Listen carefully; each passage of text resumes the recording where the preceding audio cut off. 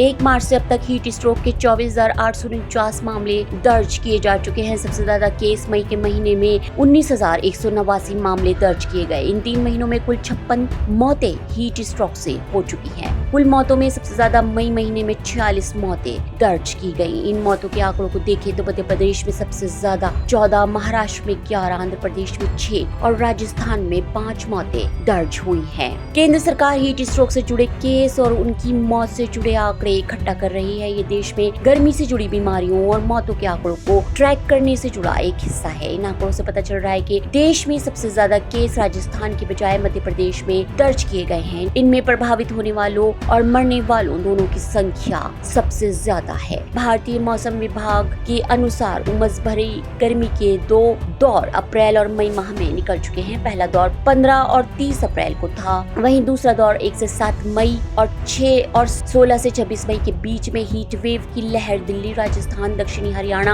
और पश्चिमी उत्तर प्रदेश और पंजाब में अपना कहर बरसा चुकी है। इस दौरान इन क्षेत्रों का तापमान 44 से 50 डिग्री सेल्सियस तक जा पहुंचा। देश में जब इस तरह की भीषण गर्मी की लहर चल रही थी, तभी देश के अलग अलग हिस्सों में लोकसभा चुनाव भी हो रहे थे। वैज्ञानिकों का मानना है कि 35 डिग्री से अधिक तापमान में स्वस्थ इंसान भी अधिक गर्मी के कारण तकरीबन 6 घंटे में ही मर सकता है। लेकिन मौत होने के लिए जरूरी नहीं कि हर बार ऐसी स्थितियों की जरूरत पड़े, क्योंकि जो लोग कमजोर दिल, किडनी और फेफड़े वाले, मोटापे से ग्रसित होते हैं या फिर बूढ़े और जवान बच्चे हैं, वो भी इस तरह के अधिक तापमान से बहुत जल्द प्रभावित हो सकते हैं। नेशनल सर्विलांस डेटा के अनुसार मई महीने में हृदय संबंधी 605 मौतें हो चुकी हैं। हीट स्ट्रोक की चपेट में आप बाहर भीतर दोनों तरह से आ सकते हैं। गर्मी शरीर के अंदरूनी हिस्सों को तब प्रभावित करती है जब कोई शख्स लगातार कुछ दिनों तक हीट वेव के संपर्क में रहता है, जबकि बाहरी तरह से प्रभावित होने के लिए कोई व्यक्ति अगर लगातार कुछ घंटे गर्म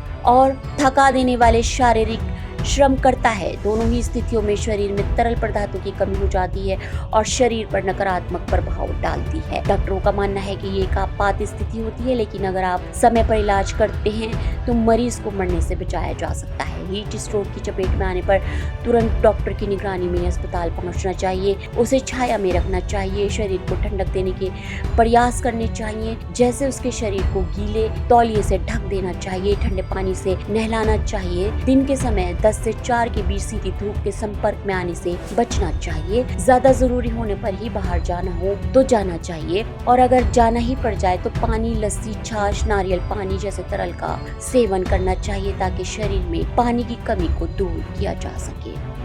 ब्यूरो रिपोर्ट, एसटी न्यूज़।